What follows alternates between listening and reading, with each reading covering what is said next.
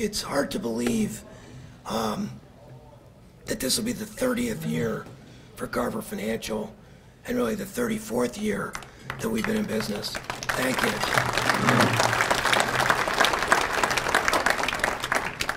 You know, we started in 1986 with the idea of trying to improve people's lives, both in the community and then our clients. And we worked with a regional firm, and it really tended to be more product focused. So in 1990, we decided to start our own company, which really was not focused on investments or the markets or any of those things, but really focused on our clients' vision, helping people figure out what was important to them and helping them achieve it. The investments and the portfolios being just a means to an end. And so today, we're going to talk a little bit about the outlook going forward, what it means for you guys.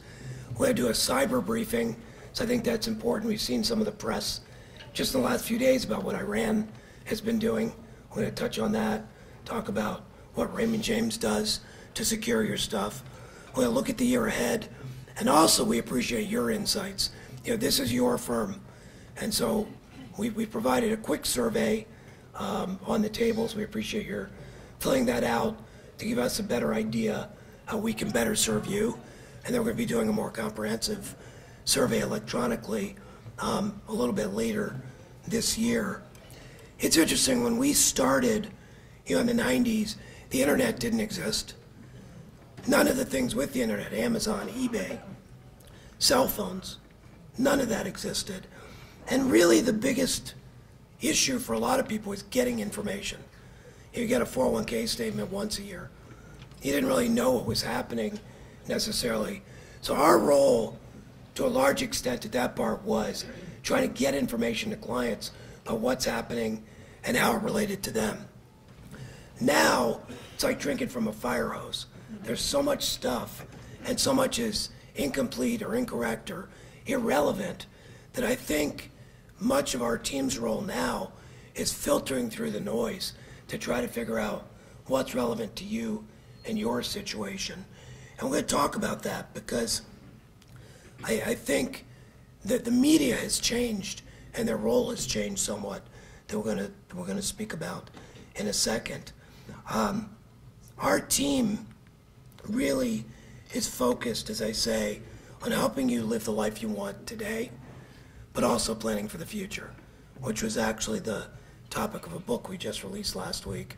Because I think there's a sense sometimes people can't do things now if they want to provide for the future. And the reality is, at least if people are thinking about that, they understand that people are living much longer. You know, the challenge now is not running out of money. When we started, you know, people retired at 65, 66, and they lived to be about 70. You know, now people want to retire at 55, and they never die. They kind of live forever. And so, you know, the things have to last.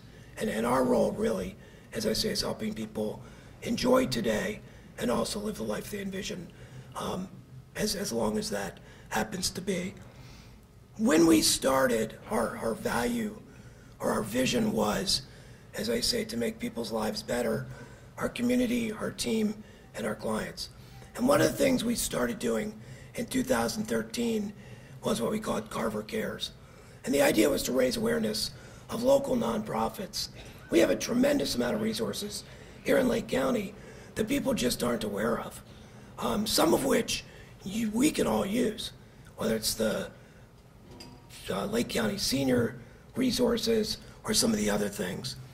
One of the unique resources that we have is the Lake County Free Clinic, which is the only free clinic serving adults and children in Lake, Geauga, Ashtabula, and eastern Cuyahoga counties. The clinic provides treatments for both chronic and acute medical conditions, ranging from dental to x-rays to just ongoing care when someone's sick. About 90% of the people, the providers, are either retired or semi-retired that work there and work for the Cleveland Clinic or University Hospitals or other types of organizations. So it's actually a very high level of care. In the first 10 months of 2019, the clinic saw more dental patients than the entire year before. So the need continues to increase for those types of things. 91% of the people that utilize the clinic are either uninsured or, because of the way health insurance is now, the deductible is so high, they can't use their insurance. Having insurance with a $15,000, $10,000 deductible really doesn't help if you're on a modest income. And so most of the people do make a donation. It's a voluntary thing. If you use the clinic, you can donate. But only about 5% of their budget comes from donations. None of the money comes from the government. 100% of the other funding comes from donations through the community. It's one of the organizations that Christine and I, really feel strongly about, because healthcare is one of those things people shouldn't have to worry about. And as a big user of healthcare, I can appreciate how important that is. So, anyway, there's some information on the free clinic in your packets. One of the things, you guys have all been part of really an amazing journey. It started out in basically a one-room office on Mentor Avenue, and then we've continued to grow with our latest building expansion. And let's see if you guys can see. Take a look at kind of what the latest. Let me make this work. We will be having an open house on February 13th. One of the things that we get asked is what our plans are for the future. We've continued to add to our team of people, which is counter to what a lot of the industry is doing, as the industry moves more to using technology as a replacement for people. We believe that it's very important to speak to a person, and that's why we've continued to add to the team.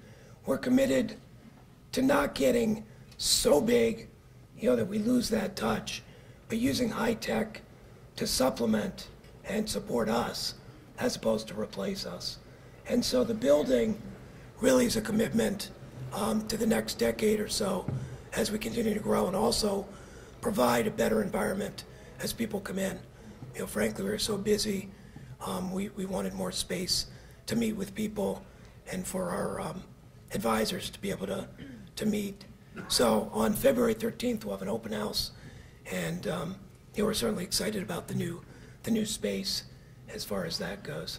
And we do have a website, Carver building update you can look at from the main one if you want to see the whole construction project. One of the things I think, as I say, that is important is that the world over the last 20, 30 years has actually continued to get better.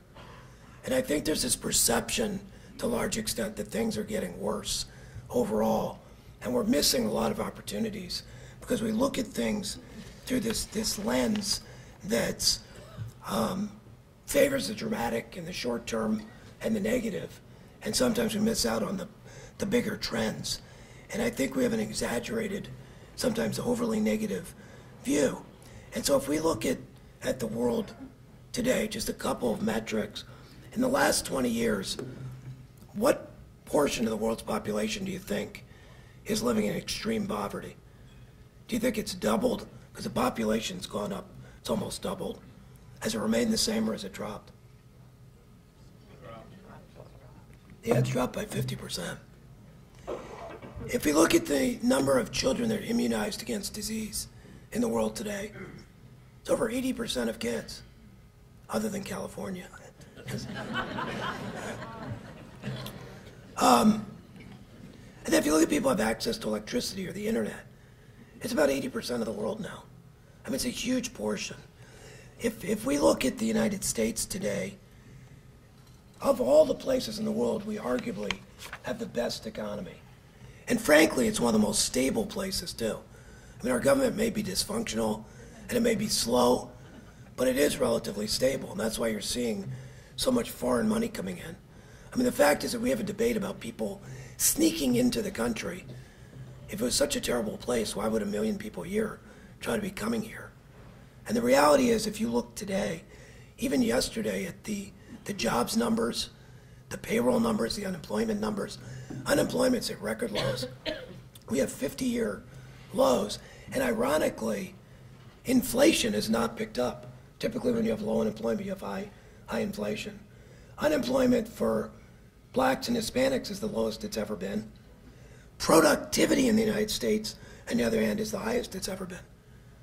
If you look at output from companies, and we're going to touch on this in a few minutes, if you look at almost any metric, whether it's corporate profits, corporate cash, the value of companies, everything is at some of the best numbers we've seen in 40 or 50 years. And I think that the trade deficit, for example, continues to narrow. But I think a lot of people have this perception that things are either the shoe's going to drop, it's been too good, too long, things are going to come off the cliff, or things are not as good as people are being told. If we look at where we're at and why we feel, I think it's because of the media and the change. When I started in the business, you had 3 TV stations, ABC, NBC, and CBS. And that's pretty much it. And then the advent of 24-hour news with CNN and Fox came out. And it shifted more from information to entertainment. And so today, if you look at the media, the role of the media is not to inform, but it's to sell advertising. And so with over 192 million websites, 1,761 TV stations, they're all competing for viewers. And so they focus on the negative. Now, it's interesting because in the last couple years, things have been relatively stable. But it feels like we've had more volatility with portfolios in the markets. And I think that's because of 2 things. One is everybody's done so well, they have more money. And so with bigger dollars, if you have $1 million and it moves 10%, that's $100,000. If you have $10,000 and moves 10%, it's only $1,000. And so because people have more money, the dollar swings are getting bigger, but not the volatility. The other thing is because the market, the Dow's at 2,900 points. Every point swing is huge. And so if you look in August, on August 14th, the headlines were Dow plummets 800 points, worsening global recession fears. Dow plummets, red flags. Dow tanks. 800 points on the Dow was less than 3%. Now, point-wise, it was huge. Think about this. If the Dow on Monday dropped 2,900 points because of Iran or something, the media would lose their minds. Biggest point swing ever. Well, guess what? Historically, the markets drop about 5% every 2 months. The markets drop 10% every 8 months. That would be a normal 8-month swing. And they actually dropped 20% about every 2.5 years. The market did drop 20% in 2018. 20% today would be more than 5,800 points. And again, it's going to happen, and it's nothing to be overly concerned about because it's happened for the last 100 years, basically. But the media is going to present it. So I do think as we go forward, we're going to see more volatility leading up to the election. I think we're going to see bigger dollar swings, and we're certainly going to see more negative news. But we feel things are very stable. And as always, your planning should include enough cash and non-market related assets that it doesn't matter. Because you have enough. We typically keep 6 months to a year's worth of assets available. That's one of the reasons it's very important that we call for reviews or we ask people to come in, that you do so we can understand what your needs are and then rebalance based on that, not based on some trend or something that's happening. Another example that I love is because my daughter lives in Israel. And people think, my God, aren't you worried about war and terrorists and rockets? In the United States in 2018, how many people do you think were killed by the flu? by the flu in the United States, 1 year. How many? 200,000. That's a lot. 3,000. 2,800. 80,000 people. In Israel, by war, terrorism, and everything else, 26 people.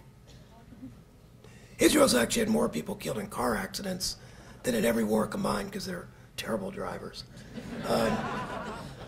My daughter being one of them. Again, I think there's this misconception sometimes based on perceptions. So when we look at what we're trying to do, we want to be proactive, not reactive. We want to plan for your needs, not trying to guess with a crystal ball what's going to happen, because frankly, nobody knows. You can't predict. People say, well, what do you think about the next election? Yeah, well, I don't know. I mean, it's going to happen. But how do you call an election 11 months out when probably 24 hours ahead we're not going to know what's going to happen? So we can't plan on those types of things. Our team and our process that we've developed and refined is based on looking at your needs, your vision, and then planning accordingly. And so it doesn't matter what the markets and the economy do week to week or month to month, and nor should it. The other thing is we're very focused on net returns. Our goal is not to beat the S&P. Now, typically, if things are going straight up, if you're taking a more conservative approach, you're going to lag the S&P index. But when things go down, you're not going to lose as much either. And over time, you're going to be able to maintain your lifestyle, which is the most important thing. The other thing is when we look at it, we're looking at net returns. It's not how much you make that counts. It's what you keep after taxes, fees, and everything else. So if we can control the expense, and to some extent we control the tax, we can help put more money in your pocket. And so somebody may make 6% tax-free and be better off than someone making 10% taxable. It depends on your situation. And because everything that we do is based on you, it's a customized approach. Unlike other places use models or one size fits all, everything we do is based on you. It's very important to meet with your advisor and meet with the team so that we can understand that. We did release a book last week. It's actually the #1 selling book in its category on Amazon as of yesterday. And you can read it, which goes through our process. But again, speak to your advisor, and we're happy to talk to you about that. I think the key when we look at this is not to question what's going to happen. What's the market going to do? What's the government going to do? That's the wrong question. The question is, how is what's going to happen going to affect me? And so when we look at that, again, we don't know what's going to happen longer term, but we can plan based on any of those contingencies. A couple of things have happened very quickly, looking at the Tax Act in 2018, what it's going to mean for you this year, and then the Secure Act, which I know some of you saw passed. And it's interesting. The media didn't talk about this. You talk about a bipartisan act. 403 Congress people voted for it. 3 did not. 100% bipartisan support of this thing. And there's not a peep in the media. It passed the House on a Tuesday, about 2 weeks ago. Passed the Senate on Thursday. And Trump signed it on Friday. I mean, it's like boom, boom, boom. It's the biggest piece of retirement legislation since the Pension Protection Act in 2006. And yet, again, it was really downplayed. I'm going to touch on this real quickly, too. Were the tax cuts and the regulatory cuts, is it working? Well, yeah, I would say they are. Like we said, unemployment's at record lows. Corporate profits are at record highs. On Cyber Monday in 2018, people spent almost $8 billion, which was up 20% from the year before. In 2019, they spent almost $9.4 billion. $12 million a minute, basically, so people are spending. So spending continues to go up. Debt does not, which means people have more money. If you don't believe the numbers of the economists, go out to eat and Menor on a Friday. people tell you the economy's in trouble, I don't care where you go. Take a look at how many people are waiting to eat out. So if we look very quickly at the tax rates, some of the most favorable rates we've ever had. Capital gains, if you're married filing jointly, you make less than $77,000, you don't pay any tax on capital gains, 0. If you make under $479,000, you're paying 15%. And then over that, you just pay 20. We would suggest that in 2020, it's a good time to look at possibly taking some gains. We're also going to want to talk about converting IRAs to Roths, because we really don't know what's going to happen after the election in November. Depending on the way it goes, taxes could go up appreciably. Certainly some have talked about tax rates in excess of 70%. And so we think there's an opportunity to do some planning. Significant changes to deductions. They doubled the standard deduction. So a lot of you that may have itemized in the past probably are taking the standard deduction. They did limit interest on mortgages. And the big one, they capped how much you could write off for state and local tax. This is one of those things, again, that was, I think, misperceived. This tax act absolutely benefited lower and middle income people. Very high net worth people actually were hurt by this because they can't write off their state and local tax, and they're limited to their real estate tax. So higher income people in many cases are paying more taxes than before. And then charitable deductions, they raised it to 60% of adjusted gross income. And we'll talk about that in a second. Alternative minimum tax, I don't know how many of you paid that before, but they said it went from 5 million people paying to about 200,000. Most of the clients we talk to don't have to pay this anymore. And then finally, the corporate rates were reduced. And this is one of the things that's driving the job growth. Now, the reality is Apple, GE, those guys don't pay taxes anyway. So cutting the rate from 35 to 20 doesn't impact them. It's the smaller businesses that really benefit from the 21% as far as that goes. And then the huge one is, over the next 5 years, if businesses buy something, they can write it off. They don't have to depreciate it over 20 years or 30 years. So businesses are spending money on infrastructure, like our building, because you can write it off. Two things worth noting. The qualified charitable deduction. This is something, if you're over 70 and a half, if you send money from your IRA to a charity, you pay no tax on that money. Now, the Secure Act raised the required minimum distribution age to 72. Before it was 70 and a half, you had to take out of your IRA. Now it's 72. However, if you're over 70 and a half, you can still do the qualified charitable deduction. A little bit of a disconnect. So you can give up to $100,000 a year. It's the maximum. What I would say is, if you're already donating money, we're not telling you to give away money. You're not. But if you're already making donations and you're over 70 and a half, take advantage of this. It's very simple. You would tell us the name of the charity and the amount, and then it goes right from your IRA to them. But that way you avoid the tax. Because if we send you the money and then you give it to the charity, most likely you can't write it off anymore because you're taking the standard deduction. So this is a way to avoid. Very, very nice thing that helps, individually and the other. Plan considerations with the Secure Act, like we said, the required minimum distribution age goes to 72. You can now take $5,000 a year out of your IRA for adoptions or the birth of a child.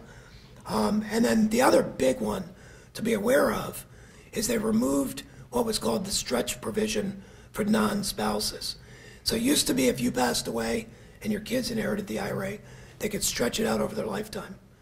They now must get the money out within 10 years because the government wants its taxes. So it's important to look at the beneficiary designations and maybe do some planning. In general, as far as the estate planning goes, we recommend you review your stuff every 3 to 5 years. It's not something we do, but we can refer you to an attorney. But with this, there may be some planning you want to do as far as the IRAs go. So very quickly, Consider converting IRAs to Roths, which makes them tax-free. And consider using the qualified charitable distributions if you're over 70 and a half. And again, if you have questions on these things, I know we're moving very quickly, but we don't want to keep you all day. You can speak to any of our advisors. That's why we have a team, quite frankly. And we'll all be around afterwards as well. So 2 questions for you guys. First of all, true or false? Every time the market's gone down over the last 200 years, it's come back.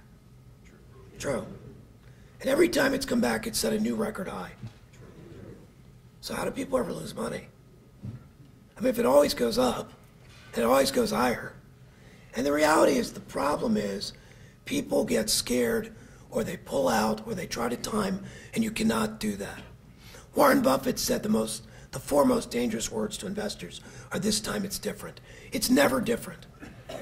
I've done this for 30-some years, and not only is the behavior always the same, the events the media is talking about are the same. So what are we worried about? We're always worried about some sort of pandemic. You know, you go back to polio back at the turn of the century, but since we've done this, the Ebola, the Zika, the SARS, the bird flu, I mean, it's always something that's going to take us all out that we're worried about. There's always something happening. The battle of the economy. You know, is the economy going to come off the rails because we have to do something? The deficit. There's a black hole. The deficit's huge. It's the biggest it's ever been. And of course, the Middle East. You've got Israel and everyone else trying to bomb them. And then finally, entitlements. I mean, these are the headlines. The problem is, these are from 1971. It's the same stuff. 1984, with Reagan, they were talking about the spending, the tax cuts are going to implode the economy because the deficit would explode. 1970, 1982. The news is not going to change. And I think it distracts us sometimes. Absolutely, there are issues. I mean, Medicare has some big problems, and they're going to have to do something. The deficit is getting bigger, but I don't know that it matters necessarily if the economy's growing fast enough. You know, is there going to be a recession? Yes. There's always a recession, then there's inflation. But it's not going to be tomorrow.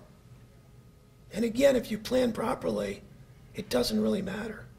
Maybe you'll be able to get a seat at a restaurant. Maybe it's a good thing. So again, we're pretty optimistic. You know, the United States is the leader in energy now.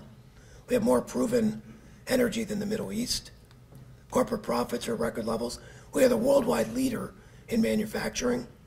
Foreign investments flooding in. Huge amount of cash on the sidelines. Trillions of dollars that companies are sitting on. And we're the worldwide leader in innovation. So if we look at American companies still sitting on cash, it's almost $2 trillion. That's starting to be invested. Manufacturing's coming back. If you look at the last few years, they call it onshoring, but about 700,000 jobs have come back to the United States in the last 5 years. People talk about China and how they manufacture all this stuff.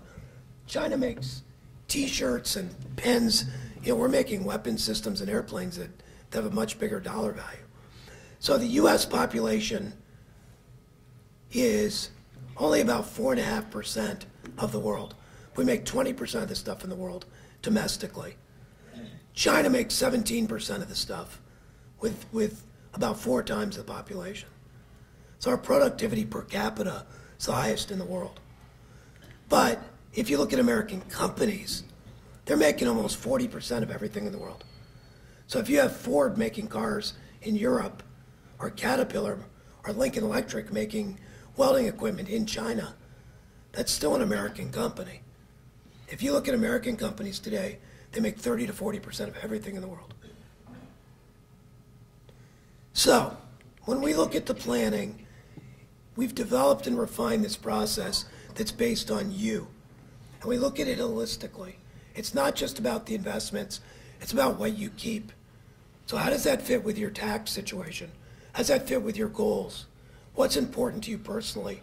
As far as, I have some people that say, you know, I want my kids to get as much as possible, and I will spend $10 to keep a dollar away from the government.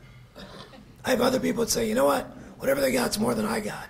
So good for them. I'm going to join the ski club, spending kids' inheritance, you know.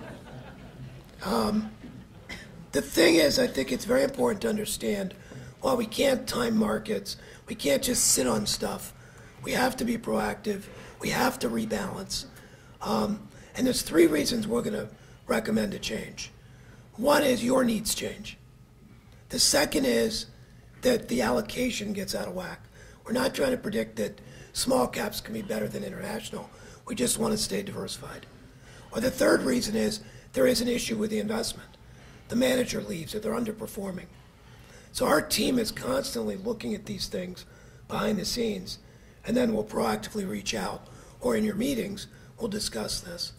But it's a much bigger discussion. Again, from our standpoint, the investments are just a means to an end.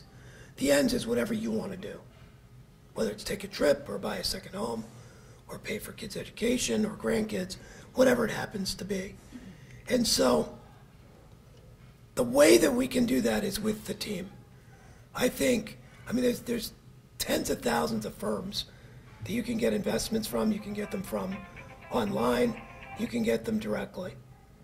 I think one of the distinct advantages we have is you're not dealing with an individual. You are dealing with a team. And part of our goal about 10 years ago in building an enduring firm was to build multiple generations of advisors. So you've got the old people like me, and then you've got the next generation, which would be Nick and Cale and Mark. And then we've got the newer guys, the Raj, the Dan, the Joe. We've got Nancy, we've got Bobby, etc. And so what we're trying to do is build multiple generations of advisors, so we're here. The other question is, do we have contingency planning? Yes. If something happens to any advisor, including myself, the team will still be there for you. We've had a written succession plan in place for a number of years. We've also got a lot of business continuation plans. And I think whether it's a natural disaster or some of the tech things, we've been very proactive in trying to deal with or foresee what could potentially happen. Even the new facility, has basically dual everything. We have complete generator backup on everything. All of our data is stored off-site. And we do have another location we could use if something happened to the physical site. And then Jason's going to talk a little about some of the stuff that Raymond James does to protect you as far as that goes. Behind the scenes, like I say, we have a lot going on with really a customized process, looking at the investments in total and then looking at your stuff individually. And we really believe this helps move from luck, which is essentially what market timing is, to more of a science. There's an art and science to this. And we'd be happy to talk about our process for reviews, the investment committee, and all that type of thing. No matter what happens, like I say, we're going to be here. Our team, it's not just having credentials, because our team, they are certified financial planners, they've got the licenses, but it's having the experience to have seen this stuff and been there and done that. If I look at the team, and I haven't added it up, but I think industry experience is probably north of 250 years combined between them at this point. So if you do have questions, please call upon them. The other thing is that you may get called by different people. Maybe you regularly meet with Mark or Cale or myself, and Dan or Raj calls you. It's because we do work as a team. It's not that we don't want to talk to you, it's just we want to get the information to you as efficiently as possible. And so you may hear from multiple people as that goes. One of the things when I started in 1990, as I said, the problem with where I was at is I had to basically work with a very limited list of what they had, and they were very focused on selling products, not service. So when I sought out a partner, I wanted to be able to still have that face-to-face personal attention, but we needed the resources of a large international company. And after looking, at the time it was called Investment Management and Research, but Raymond James It's who we decided to partner with because they give us that support, but we can still operate totally autonomously. They're not telling us, you have to do this or have to do that. But at the same time, we have access to their full trust company. A number of you have utilized the bank for lending and mortgages. We have access to the bank, the investment bank, the research. For insurance, we have a number of experts. So basically, we have thousands of people supporting us and supporting you that we would not otherwise have. All of your accounts are custodied at Raymond James. After things that happened with Madoff and Guddaria, it's important to know, is my money safe? Is it there? And so by working with a large partner, you have independent third-party reporting. The account insurance is through them. And then obviously the protection of your information is through them. And so it gives us the resources of any global company while allowing us to work with you, at our level, not being pushed in one direction or another. And so with that, I'd like to introduce Jody Perry, who is the president of Raymond James Financial Independent Contractor Division, to talk just for a few minutes about what they're doing and some of the new resources that they have for you as clients. So, Jody.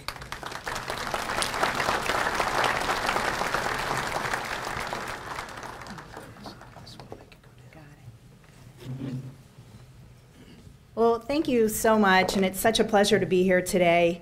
And I can tell that you value your relationship with Randy and the team very much because it's Saturday morning, it's a little rainy outside, and I hope that you all know that we value our relationship with Randy and the team very much too, because me and my colleagues are here on a Saturday morning, and we came up from Florida. So our weather down there today is a little bit different. It's 80 and it's really sunny out. But and I would be remiss if I didn't have the opportunity to thank Randy and his team for their partnership with Raymond James. And as Randy said, they have been a partner to us collectively since 1990. And that's really unusual in our business. In our industry, advisors tend to move around. They're really looking for the strategic partner. They're looking for someone that shares their values. They're looking for products and services and all these things. And so we've been able to evolve in a way that has kept Randy and his team supportive of us. So I wanted to take a couple of minutes and talk about Raymond James just a little bit and who we are. So some of you have been a partner to us for many years through Randy and his team, but you might not know that much about us. And it's pretty simple. We have 4 core values, and this will really resonate because it fits in really well with what Randy talks about and what you experience with his team. So our first core value is client first, and I'll tell you just a little bit about each one of these. The second is conservatism, third is integrity, and the fourth is independence. So when we say client first, if you look at the number up there that says 69%, so 69% of the revenues of our firm come from what we call the private client group. And that's exactly the relationship that you have with Randy and the team. That is a one-on-one relationship through clients. And the reason that's really important and ties in with client first is because if that's where all of your revenues are coming from, that is your primary focus, and it should be. And how we manifest that is by saying, okay, if we have to make a decision, and we have to make a lot of hard decisions in our industry, if there's someone who is disadvantaged and someone who is advantaged, we're going to take the disadvantage and we're going to pass the advantage on to you. And I don't want to pick on banks because we all have banking relationships, but how that's different from banks is that banks have a lot of different things that they have going on. They're opening checking accounts and savings accounts and all of these other things. So this isn't always the primary focus. So I think that's really important. That's one of the ways that we put the client first. Now, if you look up, and I'm sorry this is a little bit of a busy slide and it's probably a little bit hard to see, but if you look at the bar chart, what it says above that is 127. So it's 127 consecutive quarters of profitability that we've had as a firm. And the last time we didn't have a profitable quarter was the 4th quarter of 1987. So in October of 87, that's when the big crash came. The reason we weren't profitable was because Tom James, who is now our chairman emeritus, He was the chairman and CEO for many, many years. He's the son of our founder, Bob James. But Tom James refused to close the trading floor that day. All of the other firms closed down because everybody wanted to get their money out. And that's exactly when you don't want to close down. So I think that really speaks to our integrity. And again, it goes back to that client first. If you look over on the far side, it says 2 times. It's a really small 2 times up there, but that's really important. This speaks to our conservatism. We actually keep 2 times the capital we need to keep from a regulatory standpoint. So our regulators say that we have to keep so much capital just to show that we're solvent. So if anything happens and we need access to capital, that we've actually got it. And so we keep well over $1 billion. This is unheard of in our industry. It's a lot of money, but we want to be really conservative. And just like Randy is helping and the team is helping you manage conservatively so that you can do the things that you want to do over the long term, we manage the firm the exact same way. And the fourth one, this one's really easy, independence. That really does mean we're not owned by a bank. We're publicly traded. We a couple years ago made it onto, we're Fortune 500, we're on the S&P 500. So we've got a lot of breadth and depth, but we are an independent company, not owned by a bank, which is a really good thing. And one more thing, since Randy mentioned it, over on the far side, we're very, very much supportive of our communities as the advisors are. So between the firm and all of our financial advisors collectively, in 2018, we donated almost $60 million back into our communities. I haven't seen the numbers for 2019, but I think we actually outgave in 2019. So that's just a little bit about us and why Randy and the team are such a good fit for us, and hopefully we continue to be such a good fit for them and a good partner to them. And Randy talked a lot about what's happened in the industry since he got into the industry, and I've been in since 1994, and it really resonates with me. Randy's right. Back then, everybody was doing transactions. It was about just managing the money and buying something and selling something, and it's really evolved over time. There's so much more that advisors do. It's legacy planning and retirement planning, planning for college, planning for vacations, and all of these things. So we're always thinking as a firm, what are the things that are important to clients now, and what are the things that are really important as we move forward? And Randy's right. Everyone is living longer. That's really, really good. I mean, no one can argue with that, right? But that also creates some opportunities and some challenges. So you need health care for longer, you need more money, you need all of these things. So we put together this longevity suite of products, and basically it's just us going out and partnering with certain companies that can provide certain benefits to you. So for any of you who have had to navigate Medicare, it's really complicated. It's very confusing, and it's hard to really figure out what you should be doing and should you go back and revisit it on an ongoing basis. We've partnered with a company called HP1 or Health Plan One. All they do is help clients navigate Medicare. There is no charge for this. We have a dedicated line that you can call into to get this help. The number is in your book that you have. So if this is something that you've already gone through and you just want to do sort of a health check on your health care, you can call them. If it's something you're getting ready to go through, this is a number that you can call and just have them help navigate through that. So the phone number is up here, but don't try to write it down. It's in your book that Randy gave to you too. Second one is, if you're fortunate enough to be one of the people that gets to retire early and you're prior to having to work with Medicare, we have a company that you can work with called Health Markets. And they are one of the largest insurance agencies in the U.S. They work with over 200 smaller agencies to help you to get health care for that period of time before you hit the age of Medicare. So again, we have dedicated resources there. They've been in the market for a long time. Their client service is very good, but this is another resource for you all to use. Again, there's no charge for this partnership that we have with Health Markets. Now, the third one, and this is going to lead into what Jason is going to talk about, But one of the things that we continue to see is that, especially in the retiree market, people are taken advantage of all the time. There's financial fraud that's going on anywhere and everywhere. The people who are trying to get to your money, they're getting a lot smarter. They're very deceptive. So we partnered with a company called EverSafe, and this is the one that you would pay a small subscription fee to them if you want this monitoring. But basically what they do is they monitor all aspects of your finances for you. So it goes beyond just the credit companies. If someone opens a new credit card with your name, they actually have all these algorithms. It's a technology company that they can track your spending. And if something looks like it's out of scope from what you usually spend your money on, they will actually alert you. And it's fantastic because it's a one-stop shop. And the price of this is, it's between $6 and $18 a month. Doesn't want to move forward. There we go. It's between $6 and $18 a month, this, depending on which services you'd like. But the best thing about this is that you can actually have your trusted contacts. So if there's someone in your family that you also trust, who you know that you want over the long term to look out for your financial well-being, they can actually be included in any of these alerts. So this is just another service that we provide as an ancillary just resource that you can use if it's something that you're interested in.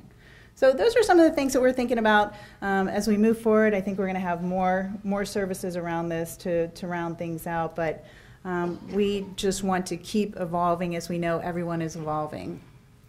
So I'm going to bring up Jason Mayer next, and he is going to talk about, and like I said, this leads in, you might want to come back to this after you hear what Jason has to say, but he's going to talk about what's going on in the cyber world, the things that are happening and ways that you can actually protect yourself. So it's such a pleasure to be here. I hope you all enjoy the rest of today and you have a fabulous weekend. So thank you.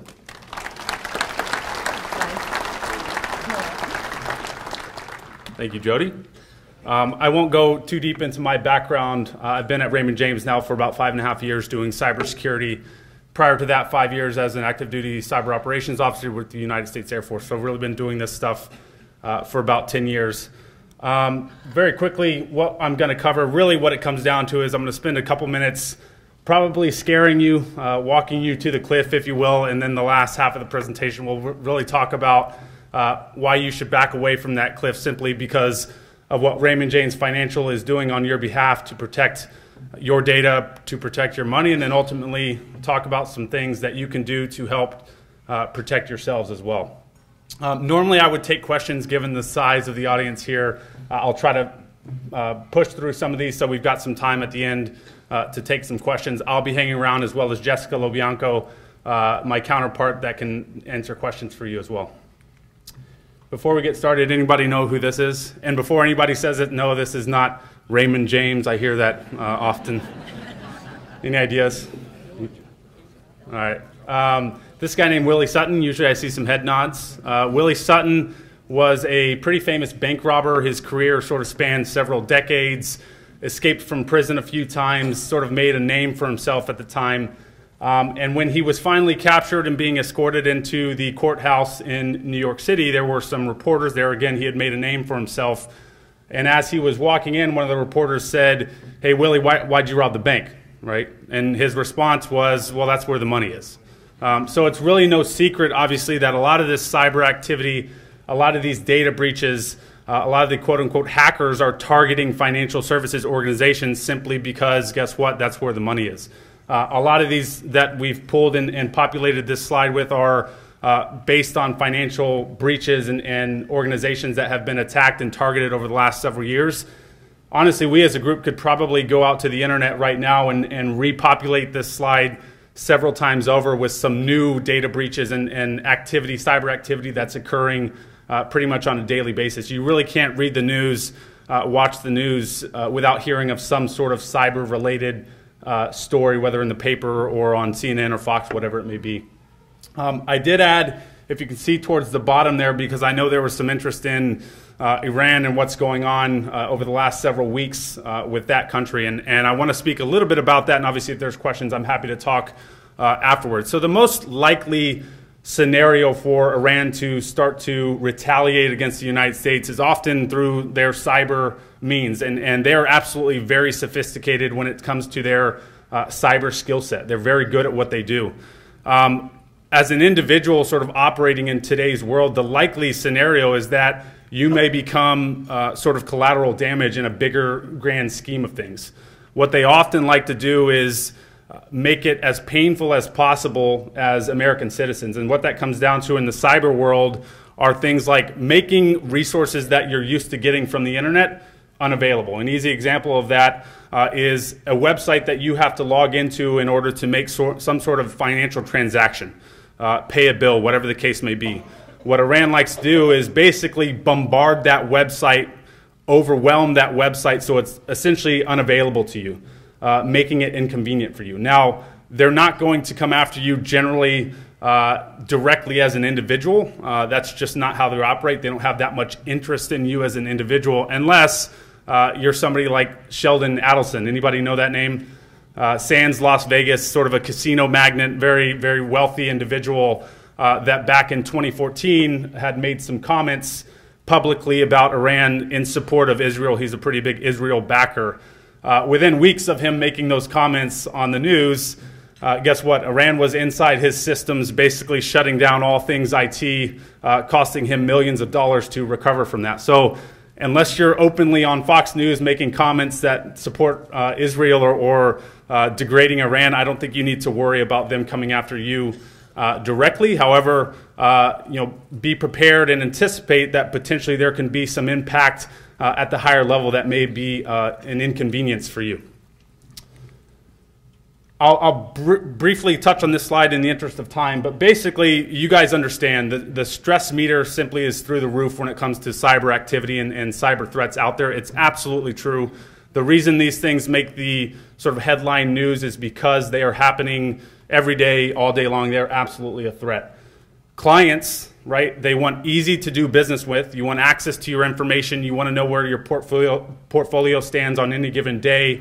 But they also want guarantees of security. And at a very high level, anytime that you're adding some sort of functionality or giving somebody information, there is security implications that have to be considered through that process. And that's honestly why the entire information security department at Raymond James exists, is to make sure that we're not only enabling the business, Randy's associates, and enabling clients, but we're doing so in a secure fashion. We spend about $150 million a year on cybersecurity at Raymond James, about 200 some odd associates full-time working within our cybersecurity department, ultimately protecting the business and protecting our clients. This is sort of dating ourselves, and honestly, I think this speaks to where we're at from a culture when it comes to cybersecurity and data breaches. When the Equifax breach happened, it at the time was the largest breach in terms of number of people impacted that had ever happened. And if you recall that time frame back in 2017, it was headline news for about a day or two, and then very quickly everybody forgot about it and went about their business. I think it's sort of indicative of where we're at as a culture, just sort of expecting these things are going to happen. The problem with Equifax and why it was very painful to the information security world is what happened with Equifax was basically the equivalent of an unlocked front door. For an organization that had so much information, and the number, I believe they ended up bumping it up to about 160 million Americans' personal data. Think of things like your name, your address, your social security number, your previous addresses, your first dog's name, all those types of things were in scope of that breach. And it really was an unlocked front door, and that's why there was so much fallout for Equifax themselves, including two of their executives. I believe they used the term forced retired. I'm sure they had their golden parachutes, but they had a complete overhaul of their cybersecurity program after this breach. What's interesting about this and was unknown for some period of time, and then over time we got a better picture of who was actually behind this, and guess what? It was China. And the reason we're able to understand that is based on other things that they do within the cybersecurity world that were very similar to what happened at Equifax. I'll tell you something that should probably make you feel more comfortable as an individual, but probably not more comfortable as an American citizen. They're capturing all this data, right? China does not need money. So they're really not taking this information and trying to open a line of account against me or against you. What they're really trying to do is identify individuals in places of power. Think of politically influential people, think of people that work in the military, think of people that maybe work at a contracting agency that supports the government or supports the Department of Defense.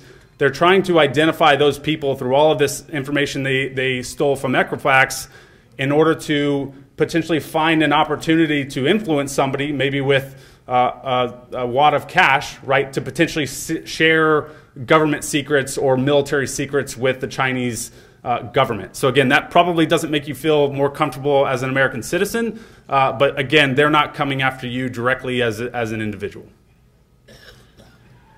Again, dating ourselves a little bit more, but I think still very relevant given the election year. But this was the DNC hack of 2016. Everybody obviously remembers that at this point. I want to talk about sort of the first domino to fall in all of that DNC hacking activity, because there's one very important takeaway that is sort of one of the key things I want you to remember when you leave here today, and I'll talk about that in a second. A guy named John Podesta, everybody remembers him. He was Hillary Clinton's sort of chief campaign advisor, campaign manager. Got an email into his personal Gmail account one Tuesday morning, whatever the day was, and it basically says, "Hey John, somebody has your password. Don't worry about it. We've basically stopped this sign-in attempt, but we recommend you go ahead and change your password because something fishy is going on," right? John, knowing that he has a lot of access to sensitive information, sees this and he's sort of taken aback at first. He forwards this email to his IT group, and at that point there's a little fuzziness on what actually happened. The IT person responds back with, "Hey John, go ahead and change your password." Now, as an IT person, I assume that IT person was saying, "Hey John, separately go out to your Gmail account and go through the process to change your password." However, John interpreted that as, click on this link here that says change password and go through the password changing process. So unfortunately, John clicks on the change password button at the bottom. Like we've all seen before, a pop-up shows up and it says put in your old password or your current password, and then below that, put in your new password, and you click submit. So John's doing that thinking he's protecting all of Hillary Clinton's campaign information. He clicks submit on change password. All good, right? Unfortunately, no. Sitting somewhere in likely Eastern Russia at that point was a group called Fancy Bear. Fancy Bear is a very well-known hacking group. They are backed by the Russian government. Now, if you ask somebody like Vladimir Putin if he knows who Fancy Bear is, I'm sure he's going to say that he does not, but make no mistake, they are absolutely backed and funded by the Russian government. So if you haven't gotten or understood at this point, Fancy Bear was the one that sent John Podesta that email, right? Crafted to look like it was coming from Google. As John is typing in his current password, somebody in Fancy Bear is sitting, in Russia, writing that down on a sticky note. Once he types in his new password and clicks submit, nothing actually happens. His old password is still his real password. At that point, Fancy Bear uses that password to log into his account, find the information that they want. Domino after domino falls, and Trump is now president. So if there's sort of one control, by the way, that joke sort of hits no matter where I am, red, blue state, whatever it is, because we can all laugh together, I guess. But if there was one sort of information security control, you've probably heard it before, that John could have had turned on that would have kept this from happening at the time. Any ideas? You can yell it out if you've got a thought. Two-factor authentication, perfect. So two-factor authentication, often referred to multi-factor authentication in other terms. Basically what that means is anytime you're trying to log into something, whether it's a banking application or your social media, whatever the case is, you put in your username, you put in your password, and before you're actually provisioned access, most of the time you're sent a 4-digit PIN number to something like your personal cell phone. You put that 4-digit PIN number into that application, and then you're able to actually log in and get access.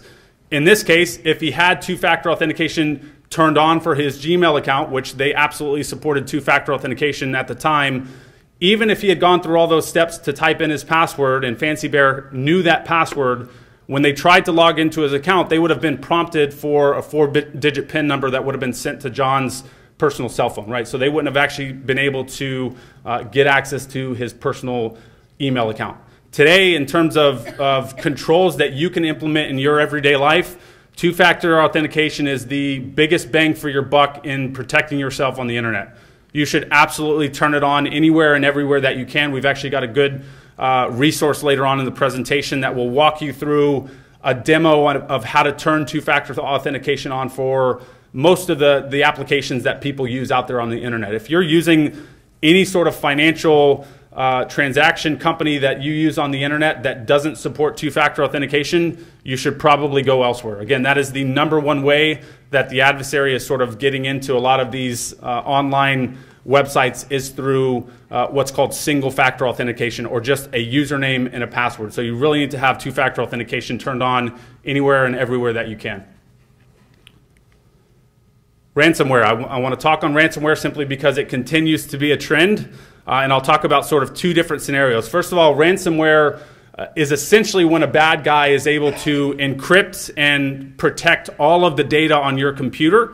However, what they don't provide you is what's called an encryption key. In order to get access to your information, you absolutely have to have the encryption key. In this scenario, in the scenario of ransomware, most likely you're clicking on something in an email that you shouldn't be, you're visiting a website potentially that you shouldn't be, and there's a malicious piece of software or a malicious program that starts to find all of the data that you have on your computer and encrypt it. You then get a message, something like this, that says all of your data is now mine, essentially, and in order to get access to it, you have to pay some amount of number. Usually it's in Bitcoin. That's how they generally operate. There's an entire community on the dark web of ransomware that you can go out and essentially start your own campaign within a matter of minutes. So it's very easy to do these things, and that's why the trend in terms of impacted individuals continues to go up. So you are absolutely a threat to ransomware, meaning you are absolutely being targeted by these threat actors. They also go after large multinational, multi-million-dollar companies. A company called Maersk, which was at the time one of the 1 or 2 biggest shipping companies in the world, was a victim of ransomware a few years ago.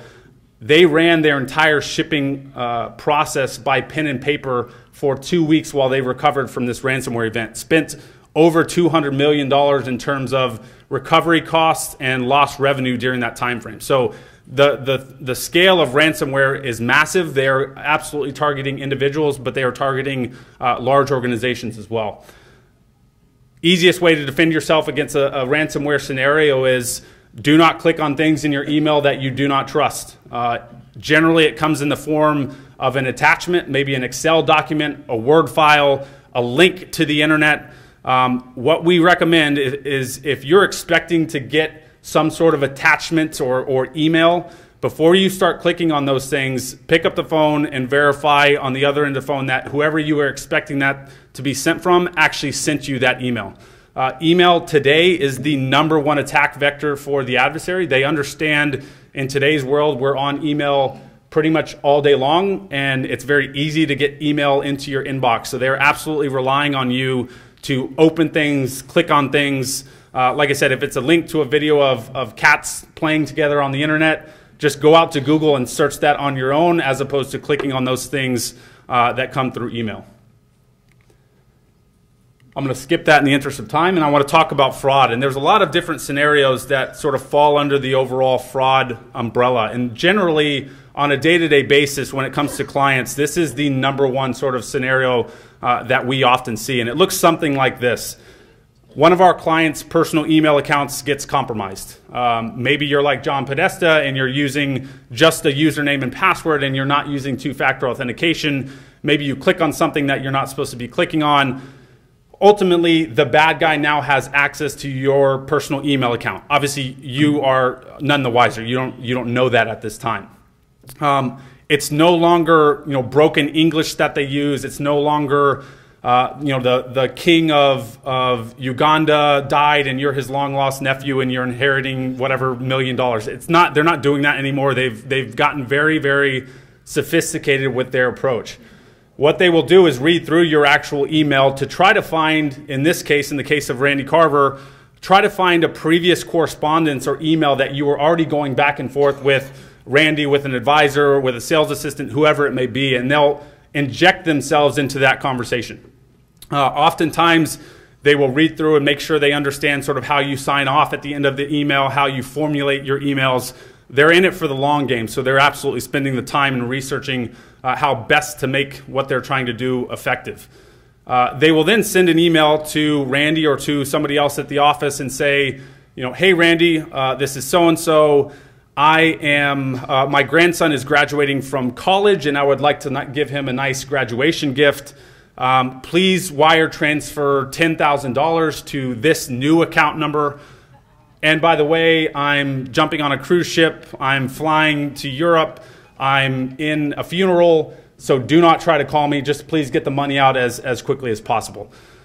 So when Randy and his team refuse to initiate any sort of money movement from your account until they hear from you over the phone, that is absolutely the scenario that they're ensuring does not happen, right? So they are required to get that verbal confirmation to make sure that it is in fact you on the other end of that email, and you are in fact asking for that money to be sent out of your account. So that type of stuff continues to happen. Like I said, we rely on clients to protect yourselves, right? Because remember, this all started with one of our clients' emails getting compromised, right? So we absolutely require you and rely on you to help protect yourself, which ultimately makes our job easier.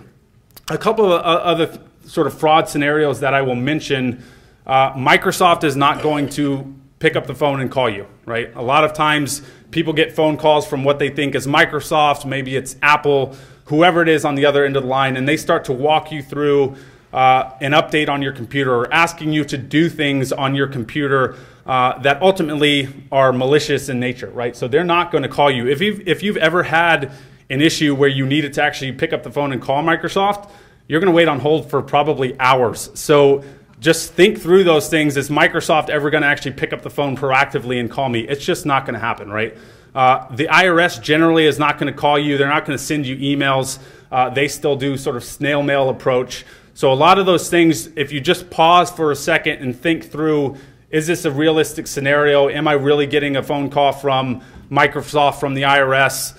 Keep those things in mind. It all sort of falls under that fraud umbrella, where ultimately what the adversary is trying to do is move money from your account to an account that they have control over. And then at that point, a lot of the sort of money laundering techniques that have been used for hundreds of years come into play, and that money becomes very difficult to get back, especially as time goes on. Okay, so I'll talk a little bit about Raymond James and what we do to make sure that we're protecting your information, protecting your data, ultimately protecting your money. Our information security strategy was developed by our Chief Information Security Officer, a guy named Andy Zolper, who is a former Marine. And any former Marines in the house? Okay, a couple. Like all former Marines, he likes to keep things simple. If you ever see or meet Randy Zolper, please don't tell him I used that line. But his vision and his mission is essentially to make sure that we are executing on the basics of what we do day in and day out, sort of without fail. And if you think back to the Equifax breach, I mentioned it essentially equated to an unlocked front door, right? We never want to be in that scenario. 9 times out of 10, when these breaches occur, it's because somebody missed something small, right? Something that was assumed to be taking place, something that was assumed to happen a certain way that was overlooked, right? And it's generally very simple things. The adversary, the bad guy, they're absolutely going to go down the path of least resistance. So if they're able to find some easy way into to the Raymond James network or to the Equifax network in that case, they're going to take that every single time, right? They don't want to spend more time or more money if they don't have to. So what we really want to do is execute on our vision, on our mission, and on our information security strategy sort of blindfolded. Protect is really sort of the traditional, we're going to build a fortress. I talked about that $150 million of cybersecurity spend every year. That's really building the fortress around Raymond James, around your information, around our business, around our data, to make sure that the adversary cannot get in to Raymond James. The name of the game over the last 5 to 7 years is really the second piece, which is detect. And detect is if you assume that at some point something is going to happen, which in information technology, that's absolutely the way you have to operate. Something is going to happen at some point. If you get a sophisticated enough adversary, if you have failures within technology, which we know happens from time to time, you need to assume that that's going to happen. And the detect piece is, how do you respond to that? How do you identify that as quickly as possible to ultimately contain it, eradicate the adversary from wherever they may be, and make sure ultimately that there's no impact to our business and to our end clients. So that's really, I'll talk about our Cyber Threat Center here in a couple slides, and that's really where that sort of incident response, 24/7 monitoring of Raymond James comes into play. We spend a lot of time and money developing our individual associates. We absolutely consider sort of the human factor the most effective and valuable resource within our cybersecurity program at Raymond James. And then lastly, partner. We partner with all the different business units with Raymond James. We obviously partner with our advisors to make sure they understand what's going on in the cybersecurity world, and ultimately what clients understand and what they can do to protect themselves. When we talk about our information security controls, the things that are actually in place to protect Raymond James, think of an onion, right? We want to have an approach where, as you peel back the onion, there are more and more layers of, in our case, cybersecurity controls. And what that helps you with is, again, I mentioned at some point something's going to happen, something's going to go wrong. That's just inevitable. It's the name of the game in today's world.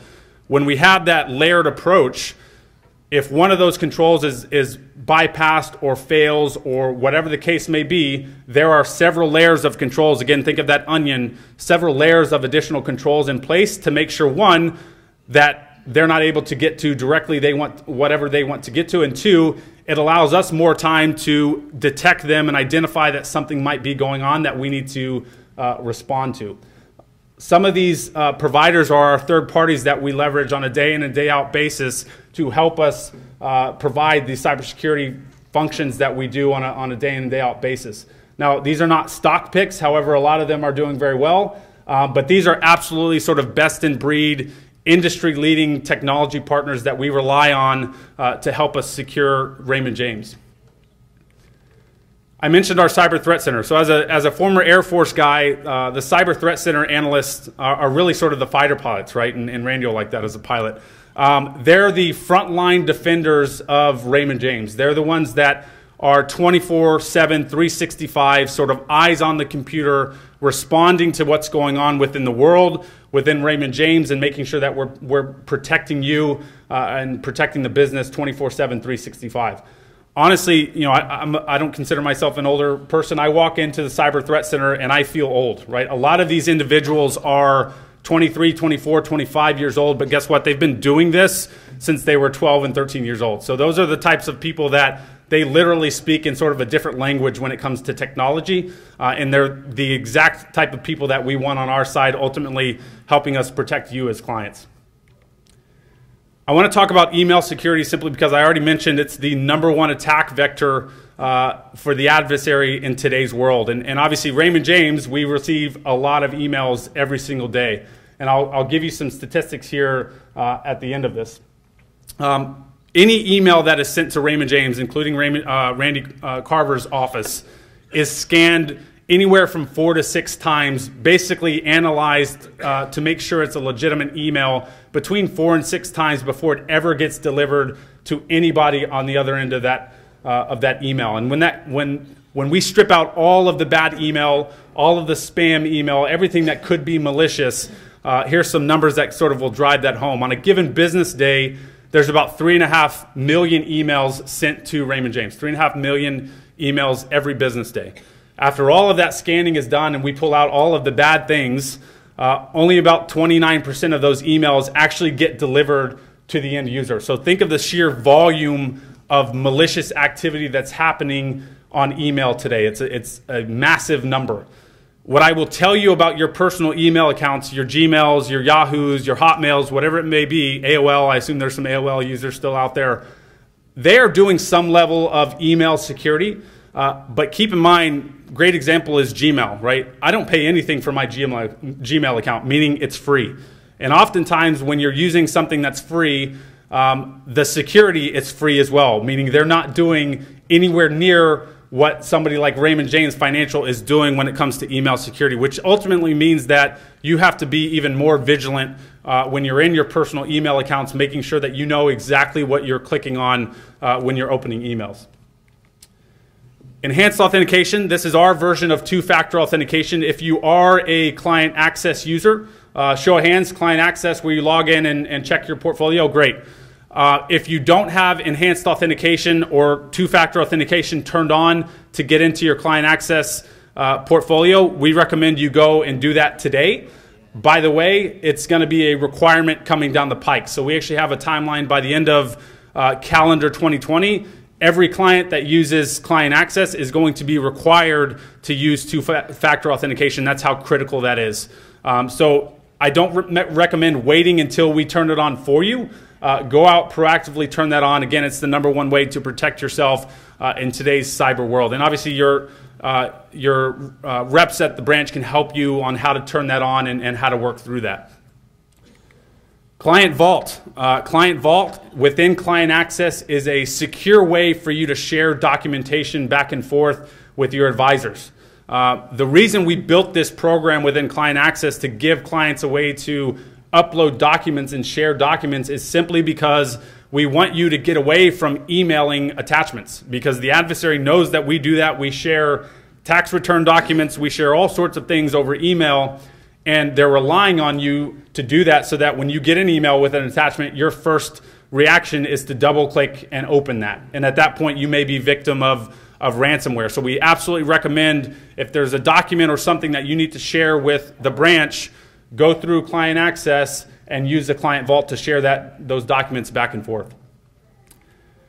If you were going to take a picture of any slide today, I would recommend taking a picture of this one. I can always work with Randy to actually get a copy of this sent out or made available to clients. But these are some of the things that we recommend you as individuals, not only yourselves, but your families, follow sort of on a day in and day out basis. As you can see at the top, two-factor authentication for everything. There's a website called www.turnon2fa.com. I mentioned that earlier. You can actually select whatever website that you use from a drop-down, and it'll actually show you through pictures how to turn two-factor authentication on for that specific website. Freeze your credit. One of the things I didn't mention when we were talking about Equifax, the easiest way to protect yourself from a bad guy opening a line of credit against your name is to freeze your credit. If you don't plan on applying for a new line of credit, not buying a house, not buying a new car, whatever the case is, you have to contact each of the individual credit reporting agencies. They don't make it super convenient. You can also do it online as well, but you actually have to contact each one of them to freeze your credit. And then ultimately what you have to do is, if you do plan to apply for a line of credit, you have to contact them before doing so to unfreeze your credit. A lot of the other things that are out there that monitor transactions, including EverSafe, is great. They look at things and monitor what's actively going on within your accounts. But the best way to sort of stop some of those fraud scenarios from happening is to freeze your credit with the credit reporting agencies. Add a PIN to your cellular provider. I'll talk a little bit about SIM swapping. I assume people have heard of this idea of SIM swapping. SIM swapping is basically when the adversary convinces your cellular provider, in this case, in the case of me, AT&T, they call AT&T and they convince them through maybe the information that was included in the Equifax breach that they know about me. They convince that representative at AT&T that they are in fact me. They've gotten a new cell phone and they would like to port my number to their new cell phone, right? What that allows them to do is, if they're trying to log into my account and they're being prompted for a 4-digit PIN from two-factor authentication, remember most of the time that goes to your cell phone with a 4-digit PIN, they're now actually receiving that 4-digit PIN because they have my cell phone number, right? So it's a way to essentially bypass two-factor authentication. What I will tell you is, this is a relatively sophisticated and targeted attack. Most people, don't necessarily need to over-concern themselves with this. However, what we do recommend is contact your provider and set an actual password for your account. What that basically means is, anytime I call AT&T to talk about my account, to make a change, before they divulge any sort of information or do anything, including porting over a cell phone number, they're going to ask me for my password to verify that it is in fact me calling and not somebody else trying to steal my cell phone number. Keep everything up to date. Your iPhones, a lot of these things need updates on an ongoing basis. Most of the time when there's an update to your iPhone, it's not because they're adding some new feature. It's generally because they're addressing some sort of cybersecurity issue that they've identified, and obviously it requires you to update those things to make sure that you're protecting yourself. Don't forget about other things like smart TVs, refrigerators now that have access to the internet, Amazon Echoes. A lot of these things need to be updated to ensure that they're not becoming vulnerable. Use good passwords. Use long passwords. By the way, don't reuse passwords. Often what we do, and the adversary understands this, is we come up with a great password that nobody will ever guess, and then we reuse that password on every single thing that we do. It's just sort of our nature.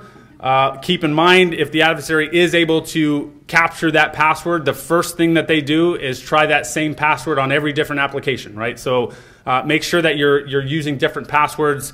There are things like password managers that will help you securely store those passwords so you don't have to remember all of them.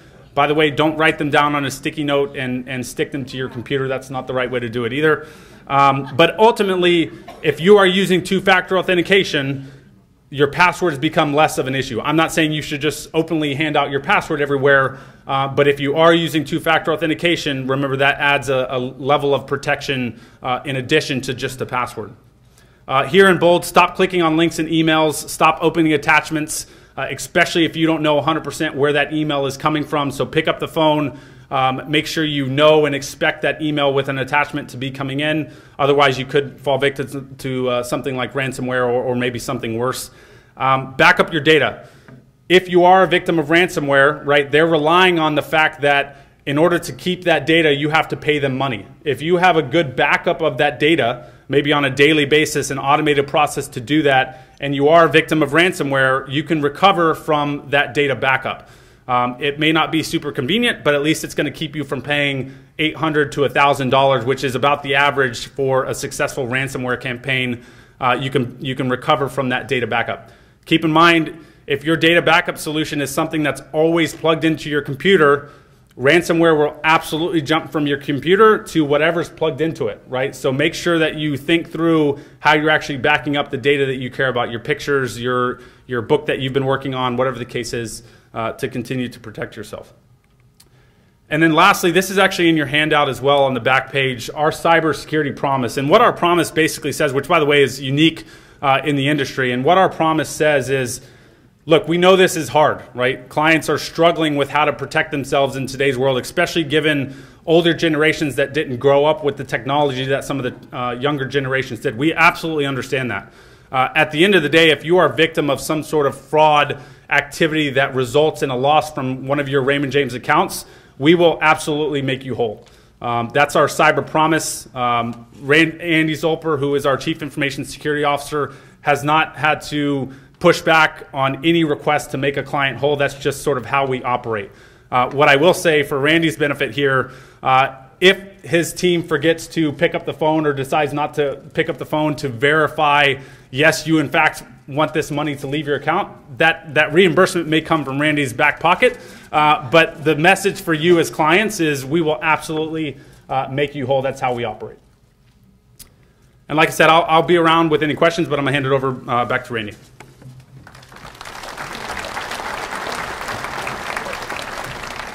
Okay, it's a lot of stuff. If you have questions, we can get you that slide.